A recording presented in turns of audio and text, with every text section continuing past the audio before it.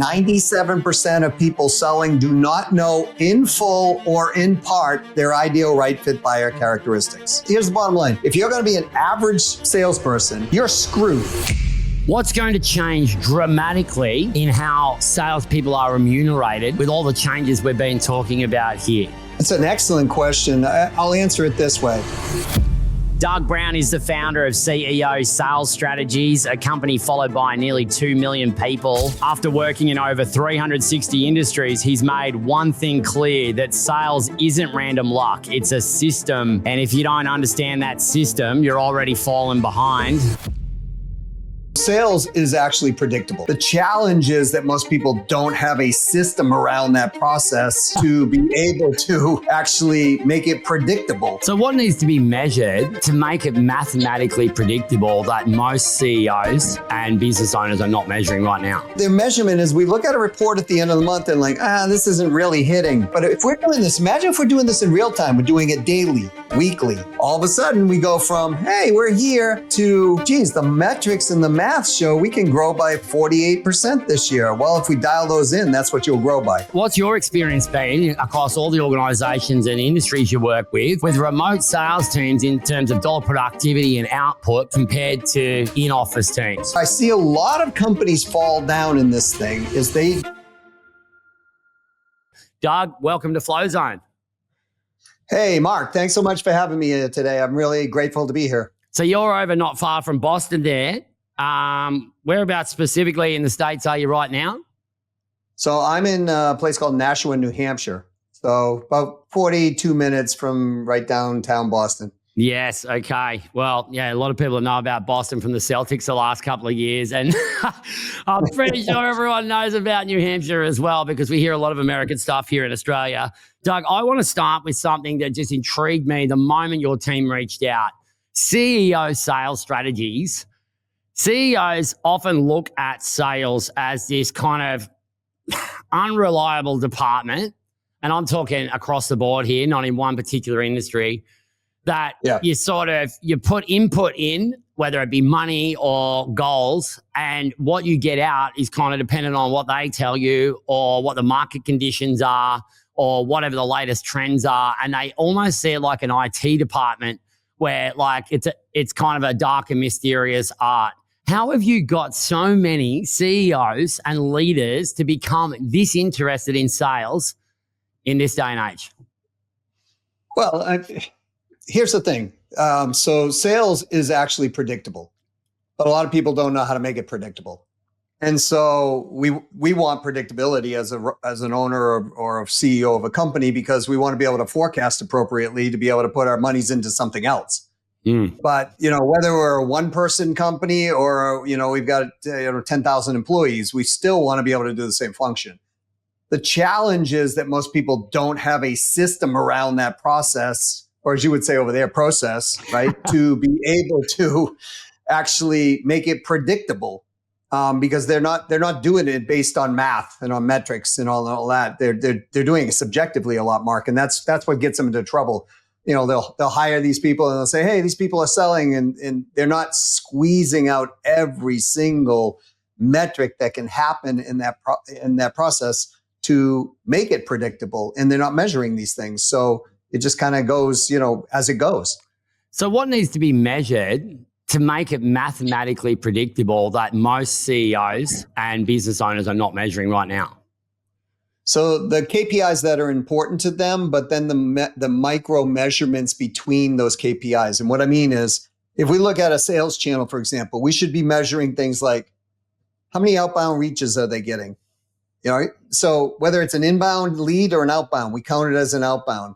From that, how many connections are we making? How many connections are we getting to positive responses? How many positive responses are now getting to a first appointment? And how many first appointments are getting to, the second appointment? How many second appointments are getting to the close? How many closes are getting to follow-up closes, right? All of these metrics, like once you get them to a close, what are we doing to increase transactional value? How are we increasing buying frequency? How are we increasing the average order of the sale, right? Things like this.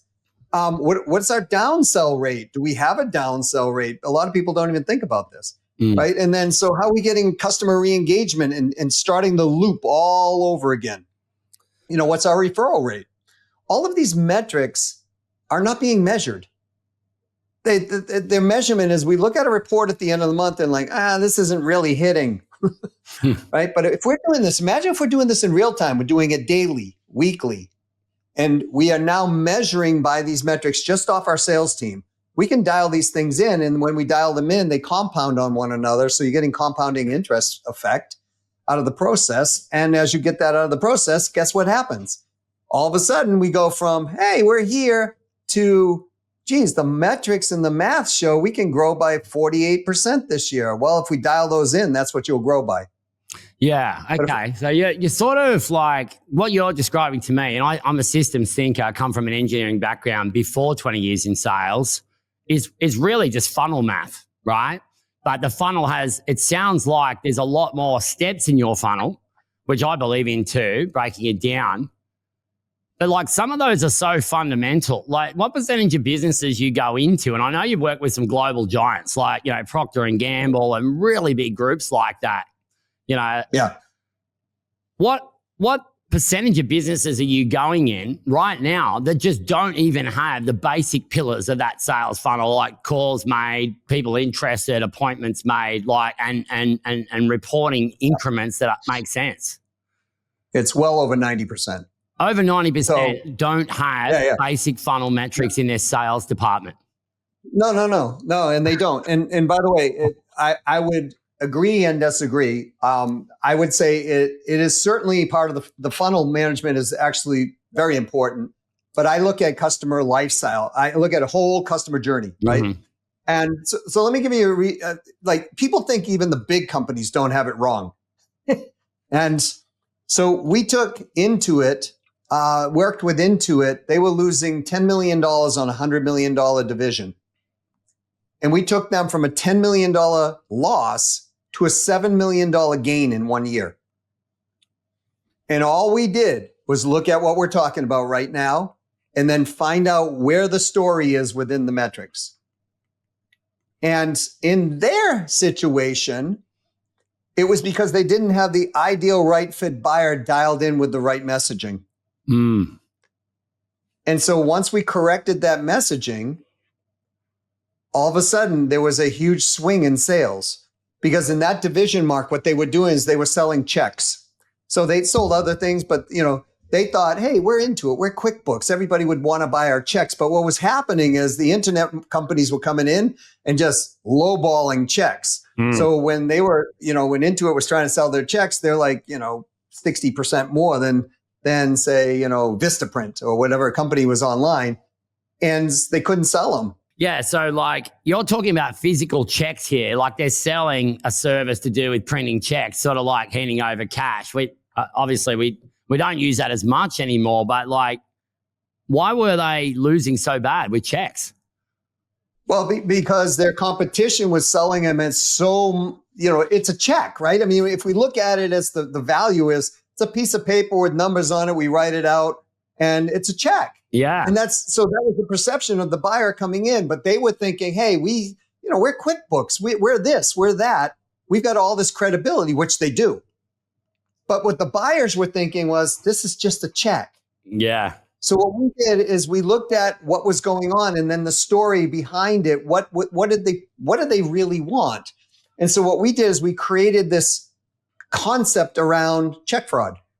Okay. And so, a high percentage of companies experience check fraud, upwards in the 70s, 80%, sometimes, depending on when you look at the numbers. So we created this new story, a new script around it. It was like, hey, instead of going, well, how many checks do you want? What's the cost? And blah, blah, blah. We'd ask that question. Hey, do you know anybody who's ever had check fraud? Yes. Right. It was that type of conversation, so, the average company loses $55,000, $60,000 on check fraud. Are you aware of that? No, I wasn't aware of that. Yeah, it happens, depending on the size of your company, upwards of, 7 out of 10 companies are getting hit with check fraud.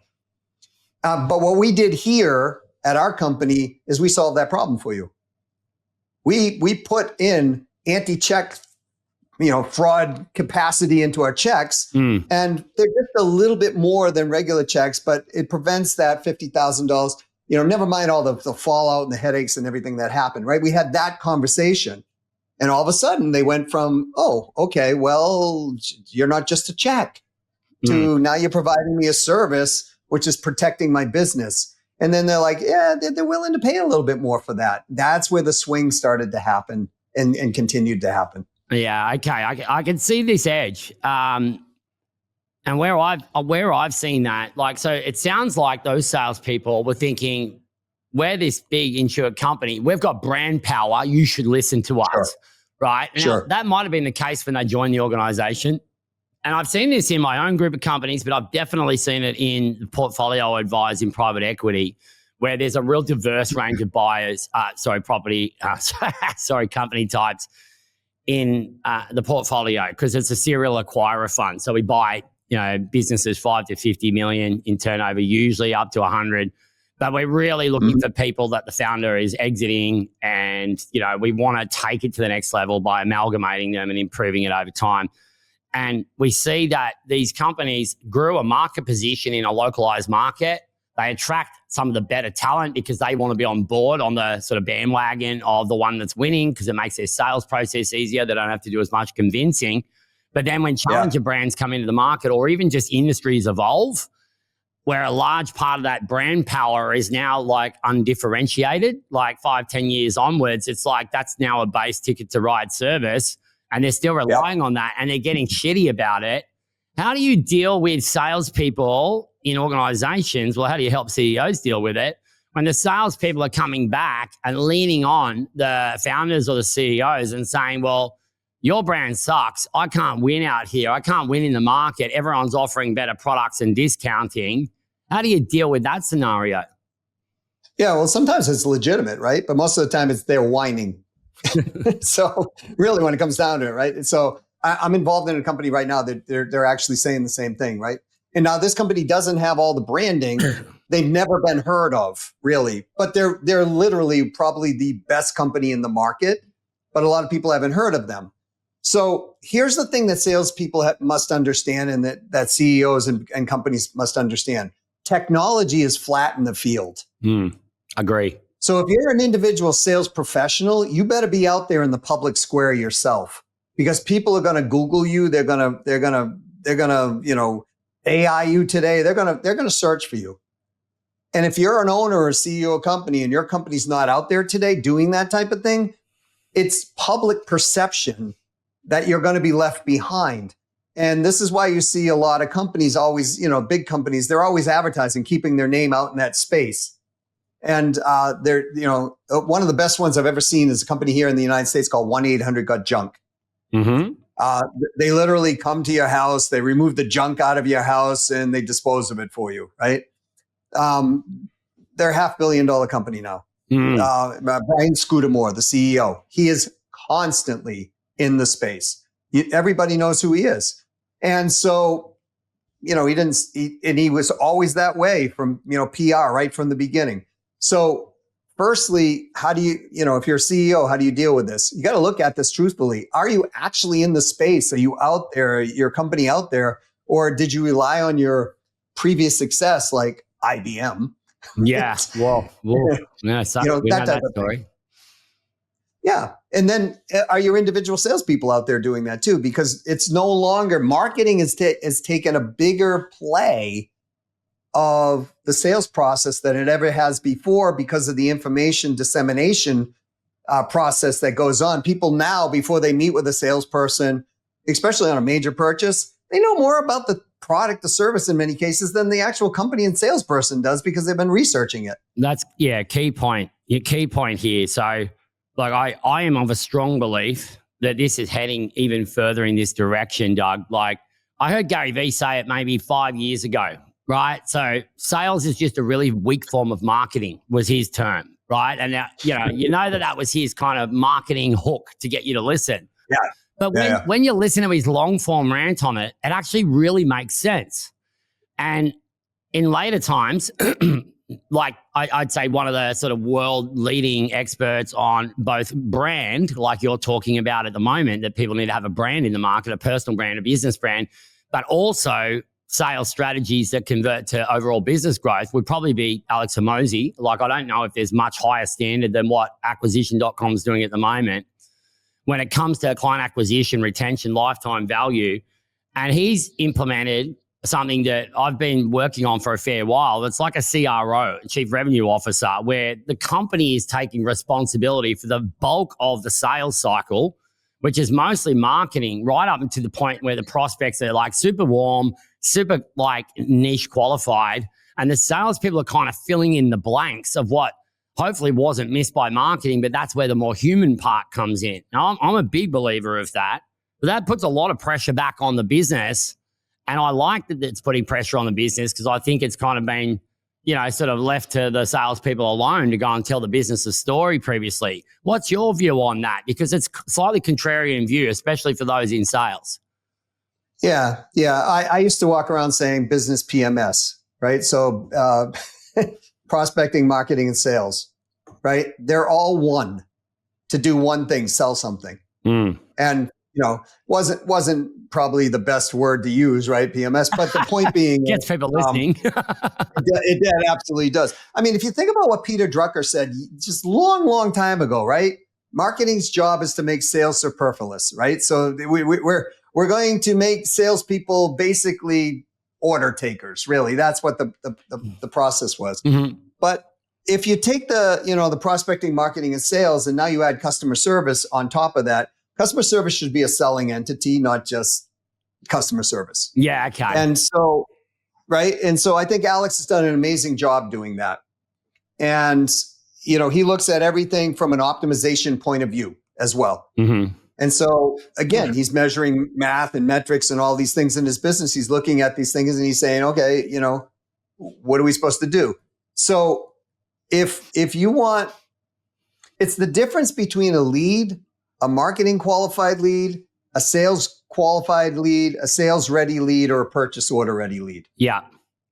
If you're going to have a sales team today, you really want to be generating sales qualified leads if possible. And so how do you do that? Salespeople, you mean? So the salespeople aren't necessarily generating those. The company is generating them, and then the sales are taking it from there to being, like this, the sales ready lead and then the purchase order lead. So they're taking like a almost burning hot, let's call it like hot to touch, and they're getting it to the point where it's coming out of the oven and being molded into an impression, basically.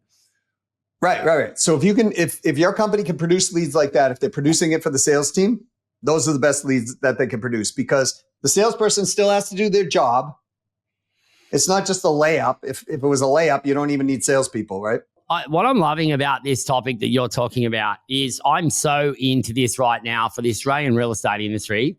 I started this process over 10 years ago in building a company-based client acquisition model. But it was incredibly challenging to put into practice because I suppose it threatened the very identity of the typical guerrilla salesperson that is like the one that is very known in their marketplace. They are very sort of big personalities. They've got ways that have been working for them, mostly from the years of networking, community building, and a bygone era that now that reputation is, we just go to that person. Sort of like you refer doctors and knee specialists and that, and then you get there and you're like, God, the triage is terrible. The customer waiting room's terrible. The surgeon's grumpy. They charge a fortune. I really hope they're good at fixing my knee because everything else is terrible. But that's kind of like what taxis were for a long time until Uber came along, and same as some of the accommodation options before Airbnb came along. Like every industry right now has already had disruption. It's just that there's a lot of businesses, I believe, that are still making it work with old ways that are clearly dying, to not have a company focus on doing more of the sales process. So it opens up a question for me, Doug, that I no doubt you are dealing with over there. I did a survey of over 200 sales professionals when I was wanting to get some intel. So we interviewed the leadership, we interviewed the salespeople, we gathered all this sort of objective data, and we assimilated it all into kind of like a funnel you're talking about. Some of them had really basic kind of sales processes and customer journeys, and some of them were quite niche and nuanced, but they all fit into the same category overall. And what we found is that remote work teams were ineffective compared to teams that worked in office in an environment together. Now, I suppose I'll start with that and then I'll move on to a question afterwards. What's been your experience since COVID in particular, when it's totally fine not to come into a branch anymore, but we can do so much more online? I mean, this is very effective. It wouldn't have been great for us to organize a flight across the world just to have a 1 hour conversation. Right. What's your experience been across all the organizations and industries you work with remote sales teams in terms of dollar productivity and output compared to in-office teams? Yeah, frankly, I've recognized the opposite in most of the companies that I've worked with that are doing virtual. And the reason behind that is because we bring a process into that is optimized for virtual. Mm-hmm. So, like you and I, we're not table to table right now, right? You're leaning over the table. If I was leaning over the other table side, then we would have a different, conversation, just similar conversation, but different way. I can read your body language differently. There's sounds and sights and smell of coffee or something, right? All of that plays in. There's never going to be anything better than personal contact when it is to be able to sell. Never. Mm-hmm. Now, video is good, but it's not as good as personal contact. However, when you're running a virtual team, you can simulate those conversations and you can simulate the rapport building long before you do at the table. And where I see a lot of companies fall down in this thing is they don't have the daily training or the daily accountability to the process of running a virtual organization, running a virtual sales team. And that's where they fall down. Yeah. That's really consistent with what we observe, because there's no point doing a research report if there's nothing to come out of it as far as suggestions go. So the one that you've just talked about, so I suppose the objective of this particular report was more to assess the productivity of the team when they work in team environments inside an office, but they can be doing virtual sales calls 100% with the prospect because that's more convenient on them. But whether they come to a central place and kind of work and train together, whether they go hybrid, so sometimes in an office or not, and whether they go completely out of office and they're kind of never in the physical presence of their colleagues or a sales team. And that was one of the key findings, is that the ones that performed absolutely in a dreadful way, that had gone kind of hybrid or remote during COVID due to necessity and hadn't engineered a more sophisticated sales process for selling online, had also not engineered any process or a sophisticated process for performance managing their team online. Yeah. And so I suppose, is that similar to what you have found, or is there something? Undoubtedly. Yeah. See, here's the other thing too. Just because you have salespeople, folks, doesn't mean that they can work remotely by themselves. Yeah. And this is part of the challenge. They'll take somebody, never profile this person to find out if they have the strengths, the will, the commitment, all of that to work remotely and be as productive. And so they just go out and hire a team, and then they're like, well, they're not as good. Well, no wonder. They're on their own. There's nobody there. So when you're in an office environment, it's not like you can get distracted for very long and start watching YouTube and go, oh, that's amazing, right? And because you got the noise of YouTube, even if you got headsets, somebody's going to notice you're just sitting there for 45 minutes watching YouTube. Yeah. But when you're working remotely, you can do those things if you're not a high-end producer who looks at every single moment and says, I'm losing money by watching YouTube, right? So if they're hiring just kind of the average person to do this, they're not profiling that, Mark, then they're going to run into this situation. And, there are ways to help.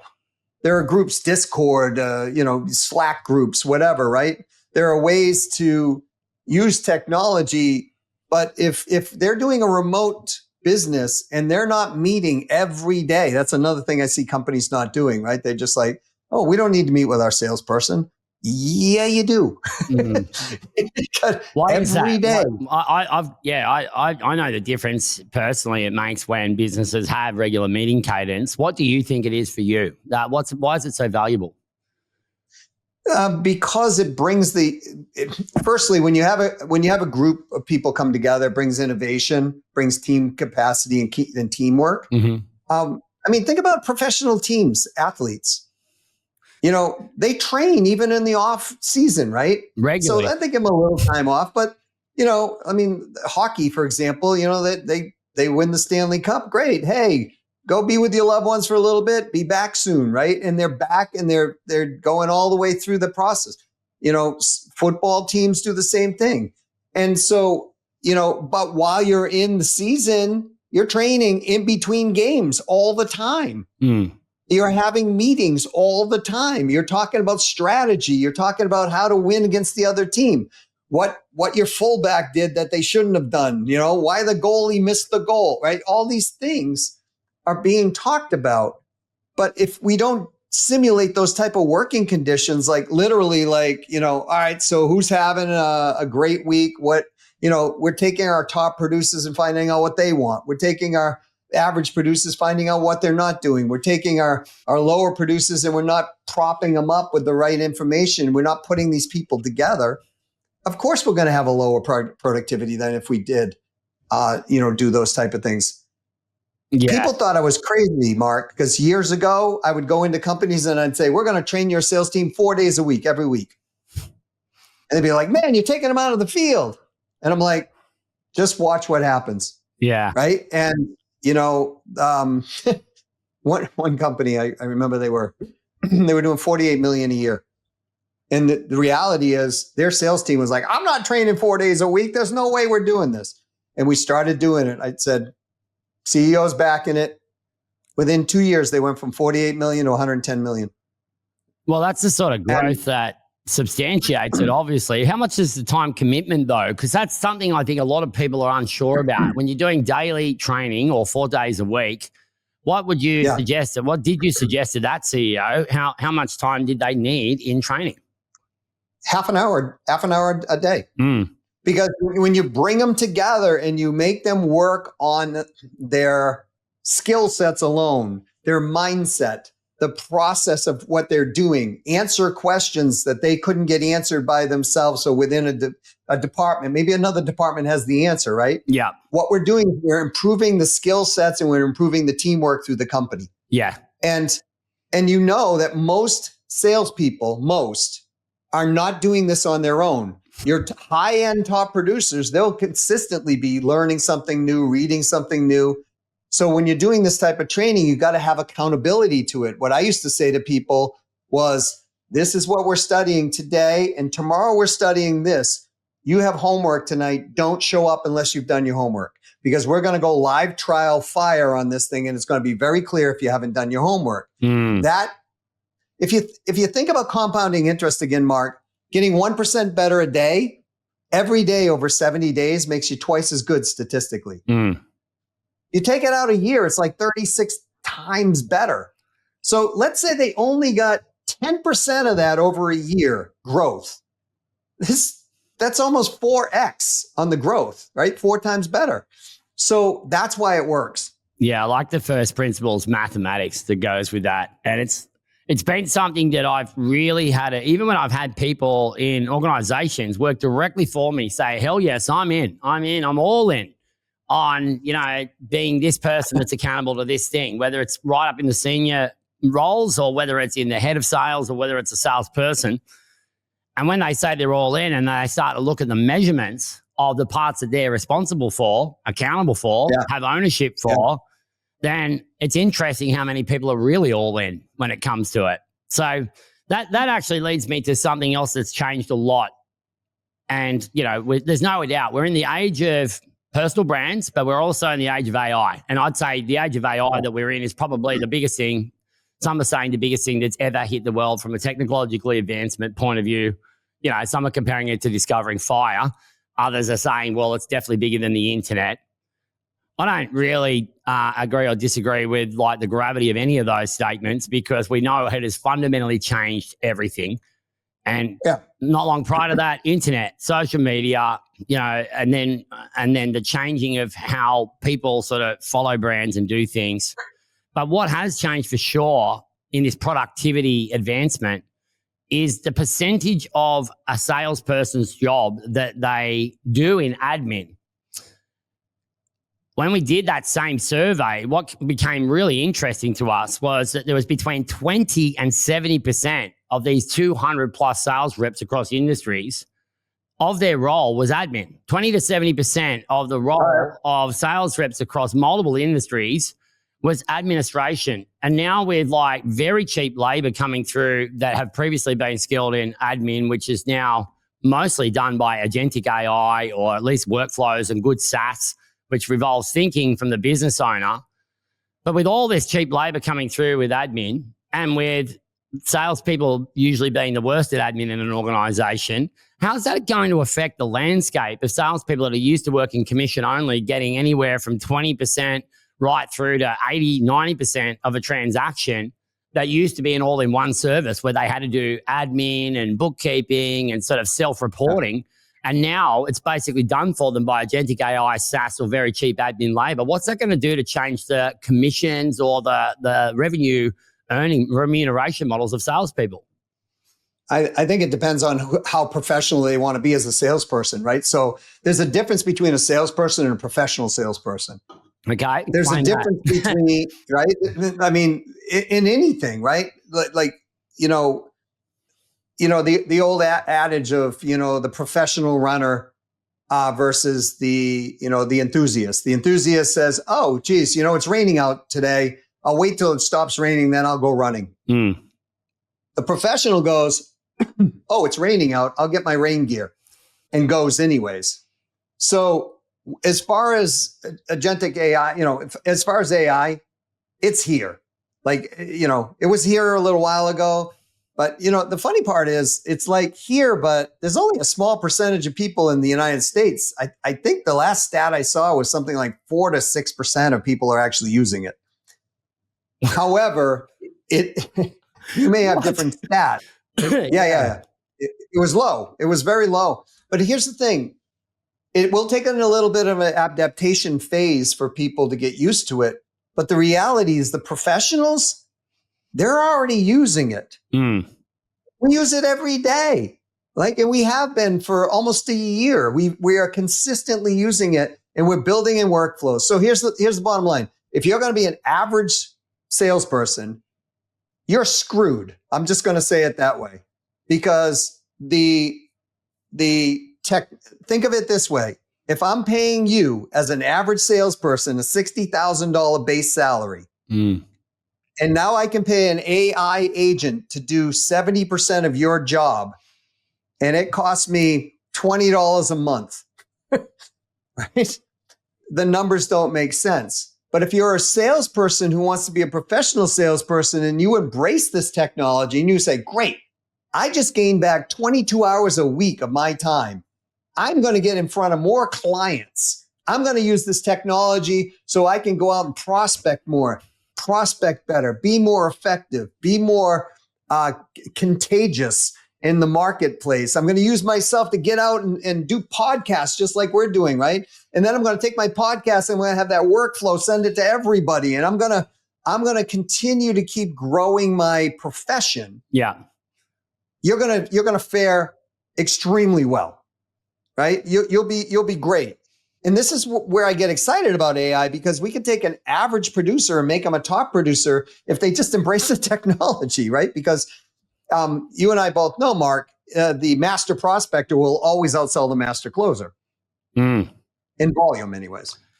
Yeah, well, that's sort of where this knife's edge is at the moment, Doug, I believe. So I wholeheartedly agree that the salesperson needs to dedicate more time to learning about the very tools that are going to help them be returning. Yeah. Earning and returning So, I've got this sort of model that I threw out the other day. It's like, first we've got to learn, and then we've got to earn in that learning. So, like, let's say you're already a salesperson. Well, you can learn to be a better salesperson before you start going, getting, doing developments and investing. You've got to be a better salesperson because you need to earn more money. And with that more money, you can go and do more things. You can leverage yourself more. You can get more courses. You can get more assistance. You can get more prospecting and marketing happening, for you.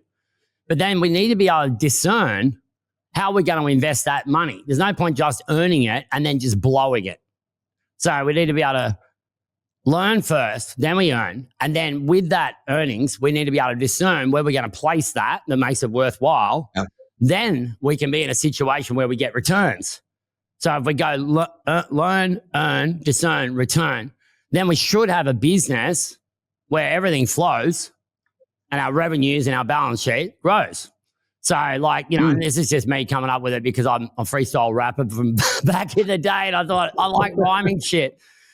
But what's your sort of angle on how people are going to learn whilst they're still trying to keep up, fight or flight mode with all these changes going on? The boss doesn't know about AI. Which ones can I do? Getting wrapped on the knuckles for using the wrong tool. How do organizations do that? You start with CEOs, but how do they deal with that dichotomy of the sales force trying to learn, but they're actually doing things that could be harming the company? Yeah, and that is reality, right? So again, from the company perspective, are we going to play professional company or are we going to play average company? So if we're going to play professional company, we need to direct the people and need to bring the resources and the process to the people and say, hey, this is what we're doing.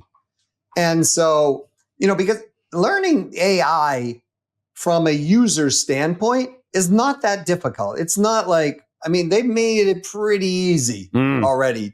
Pretty self-guided now, hey? Yeah. No, if we're going to build our own AI agents and we're going to do AI programming and some of that, that's far more involved. But from a user's point of view, look, it's not hard to go grab the website copy off a website, somebody's LinkedIn profile that you're going to be meeting with, and the three people within the company you're going to be meeting with. Drop that all into an AI, ChatGPT or whatever service we want to use, and then have 4 or 5 basic understanding questions. What are these people going to want? What do they fear? What do they desire? What's the business return on investment they usually seek? What's the personal return on investment they usually seek? Just 5 criteria like that, right? It's just something, and now more advanced than that. That's going to spit out so many pieces of information that you can look and say, oh my gosh, okay, this objection is likely to come up. This is a great point to talk about. And it's all the stuff you don't understand, but it's called research, right? And we should be doing that anyways. Man, it's crazy. It's crazy how many people aren't researching who they're going into. One of the fields, I've been I own a group of real estate companies, which, as you know, I've now got a management team in, so I'm focused on product, customer experience, journey, and scaling. Right. And one of the big things I've got in this sort of 2 quarters in this FY is injecting my soul into the company of all the operating models that I've always had that have always worked when people are in proximity to me. And even though they might have been sitting in a procedure somewhere, I'm making it easier to use it than not using it. I'm making it clearer to consume the education than not giving it. And basically have this business. So it'd be hard to do things the wrong way and not be successful. Now, that is a job. That is like a mega full-time job. But what you've just talked about, I don't think there's many CEOs, leaders, founders that would have a problem with their salespeople doing more research on their prospect. Not doing it would be like going on a date that you've organized but not knowing anything about the person you've organized it on, even though it's sitting on their profile on Hinge or whatever app that you use for dating. Yeah.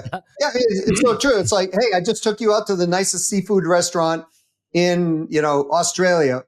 I'm allergic to shellfish. Right? It's like, you're going to have an anaphylactic reaction. This is the crazy part. And here's the thing that people must know during this time with AI coming in. You better get to know people a lot better than you used to know them, because now it's going to come down to how the bonding rapport aspect far more than it will in the past. Because let's face it, they can do more research on you and your company than they've ever done in the past. So now the salesperson themselves in that journey of them deciding who to trust, who to work with, all of that emotional cue, if you will, AI can't handle that very well. And so the people who can handle that extremely well are going to be worth way more money. Yeah. Well, and even if AI can't handle it really well now, it can coach you on how to be better at it. Oh, absolutely. Yeah. I talk to AI all the time. I'm like, why did I screw this thing? Here's the other thing too, Mark, right? In your CERN model, right? The discern model, the learn model, right? All of that in our wrapping. One of the things people need to build into that is failure. Yeah. You're going to screw up. It's going to happen. So, that's how you learn sometimes. I think we need a burn in there then. We need to put a burn in there. So we go learn, burn, then earn, because you got to learn and then you burn a bit doing the wrong thing. Or maybe learn. I reckon we go this. I reckon we go learn, earn. Now I got money, but we burn a bit of it because we waste it. And then we learn to discern how to use it better, because money, time are the same thing. They're just stored bricks of energy to deploy in the direction, right, of your goals. Yeah. So then after we're burnt a bit, we'll learn to discern better, and then we can get the return so things flow and grow. And then you can put an equal sign wisdom, right? Yeah. Wisdom is what we're gaining here. And wisdom is, hey, I've done this enough so I know not to do it again, or I know to do it again, right? Because I know the probability of outcome. And this is what top 1% earners do all the time. They create leverage in their process so that they understand what they're going into. And, I've closed deals. I never thought I was going to close deals just because I knew things about the people that the other salespeople didn't know. And I would ask questions that, like, geez, I recognized you were in the United States Marine Corps. Yeah, because you've been a vet as well, right? So there's a common ground there. Exactly. You're a 12-year US vet. Yes. But everyone else See, here's the thing. There's two things we got to pay attention to in a sale. The business return on investment, which is what everyone focuses on, and they miss the personal return on investment. What do they want from a personal return on investment? So if we're going into a CEO that's got a public company, whatever, and that CEO is in a position where if they mess it up, that the board might fire them, and we're not aware that that's an emotional trigger that's going on, so they're seeking safety, security, and certainty, we can give them the best deal all day long. They're not going to buy it, because we're not addressing that component of it. And so that's the undiscovered fear that you talked about in your process, which I value so much, in that, like, if we don't know what their dream outcome looks like and why they've even commenced this process in the first place, what's been holding them back, whether it's like, I call it a mooring line because it's holding you back, or a roadblock because it's in front of you. If we don't understand what that is, we can't even figure out what the gap is, because there's a dream outcome over there, which we can actually make even bigger with the on-flow. Now we've got the current reality, the desired reality. There's this huge gap, and that's where this pain comes from. But there's a fear that stops them going ahead. And I really like it how you're using basic tools. Well, you're teaching people to use tools to find out those things before they've even met the prospect. Yes, because Harvard University, Wharton School of Business, lots of other notable things that I can tell you here, folks, stated in their reporting, 97% of people selling do not know in full or in part their ideal right fit buyer characteristics. Right? That is huge number, right? We're talking 3% get it on the mark. And now your right fit buyer also has to include the influencers in that sales process. And if we don't look at this, we've all been in this situation before where we thought that, oh man, this meeting went amazingly well. And then they're like, nah, we're not going with you. Well, what happened? You walked out the door and the IT, the CIO said, do you realize what this is going to cost us to rehaul our infrastructure? Because you never talked to the CIO in the meeting, right? Yeah. That type of thing. And we've got it. They both have a business return on investment and a personal return on investment. We better hit them both, right? Because people buy for a problem, an opportunity, or they want to get rid of a problem. They want to gain an opportunity, or they have a goal that they want. So we better be addressing those things in that business ROI and that personal ROI. Yeah, that's a very valuable point. And look, I've got a big one that I want to kind of, help us land on here before we have to go today, because we've both got a very engaged audience, and because they're CEOs, they're leaders, they're entrepreneurs, or they're just people who are aspirational in their life, they're also generally not wanting to consume more minutes of time in learning something than they need to. So I'm sure there's going to be follow-on value for this. But my big question for you, Doug, is from the perspective of both a CEO founder and a salesperson, what's going to change dramatically in how salespeople are remunerated with all the changes we've been talking about here? I see there's going to be a lot of change. What does that look like from your lens as far as how an owner will compensate a salesperson and what for, and how a salesperson can kind of be compensated and expect, a certain amount of, whether it's a commission only setup or whether it's a fixed with some bonuses? What's going to change in that world? It's an excellent question. I'll answer it this way. Nothing. Whoa. Except the process. Except the what? Right? Except the process, right? So look, salespeople are paid for paid sales that are brought in, that deposit the money in the bank account of the company we're representing and working for. I don't think that's ever going to change. It's the methodology or the process is going to slightly change. Look, if you're a setter, for example, in a company, and they can replace you with AI, you better learn how to close sales, because that setter's going to do it for you. So in that regard, everything will change. But I don't think for the type of sales that are going in that we're talking about, I don't think the compensation model is going to change all that much.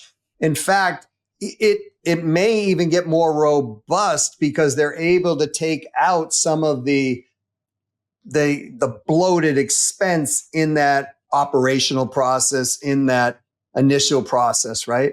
So it depends on the owner, but I don't think the fundamental concept of sales compensation as an outcome is going to change, because they're still going to need people people need people, right? And in that process. And if they don't, well, then they're not going to get compensated at all in that model, because technology is just going to do it. Yeah. That's how I feel about it. Yeah, no, I appreciate your perspective. I suppose from my lens, mine differs from that in that I believe that there will still be like commission-only sales reps. In Australia, it's a lot harder to do that. You've got to have your own proprietary limited company, which is like an LLC over your way. Yeah. You've got to have a corporation's license. To get to that, you have to actually have at least one employee doing other work similar to you in some states. So it proves that you're a company and not just an employee. And the reason for that is that if you're not, then there can be kind of like tax fraud taking place, where people are trying to pay less income tax to the government, and the employers are paying less what they call payroll tax for how many employees they've got on. Sure. Right. And that's not dissimilar to what happens in some other parts of the world. But I do believe at the moment that, like you take a profession like recruitment or real estate or high ticket closing, but I think high ticket closing is more sectionalized. Real estate or recruitment as a prime example, the salespeople in some metro areas, especially those that are what they call big hitters or models where they've got kind of a hub and spoke model, they're earning up to 90% of the total revenue that the whole company brings in, even if they've got like 30 people behind them doing real work, CEOs, compliance managers, marketing teams, all that. And if you look at the role that they're actually doing, if we do take more responsibility as a company with AI solutions and people on the way through, customer experience being a sales process in itself, like we've been talking about here, then the part that they're really, really needed for is not 90% of the total business revenue. It might be 90% of one section. So they could still earn 90%. Now, what doesn't change about that, where I agree with you, is that they might still get 90% or 80% or 40%, whatever that comm is. but it's of the section of work that they need to be doing. So they can still earn as much if they're doing just that. But if they're in a model where they're getting paid this big high amount, and most of those things have now been taken care of by automation processes, then they're actually almost completely redundant, because if they keep the same output, they're going to be at like 20% of what they're worth. And I think that's where a lot of people are going to be displaced if they don't go and become part of this change of where they find out their area of expertise that's hard to replace by AI, automation, or good CX. Yeah, you're speaking of base salaries, essentially, right? Either base salaries or a commission that's like a huge part of what the company would bring in for that client matter. Yeah, and again, I'm looking at this from what I see in not so much globally. Like in Australia, it may be a little bit different than, like in the United States, for example, you could be a single person LLC and you can incorporate that in a days, right? Yeah. So it wouldn't have the same tax implication. I think what you're saying absolutely has merit. There is expense on the company to deliver certain functions and that will be minimized now. That expense will be minimized. And excuse me, part of that sales process might get absorbed into that. What I was saying was, I don't think the fundamental outcome of a salesperson's role is going to change in the capacity of how they'll be compensated. I think it's going to be the compensation plan might change and alter based on those metrics that you're saying. I think that has, great possibility. But I still, what's going to happen, my prediction is you're in real estate. So when we have the boom, that happens in real estate, anyone can sell real estate. It's not that difficult when you show a home, 37 people show up and everybody's upbidding to get the house. Yeah, you can put a bucket out the front and say, put your highest offer in, I'll be back in an hour. Right.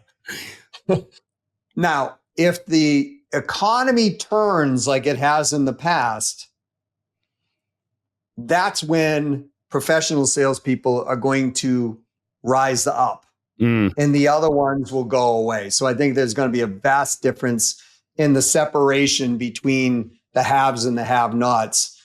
And whoever's that professional and whoever has those professionals in their company who are consistently just going to sell in any market whatsoever, I think they're going to be compensated fairly in any market, regardless of what happens with AI.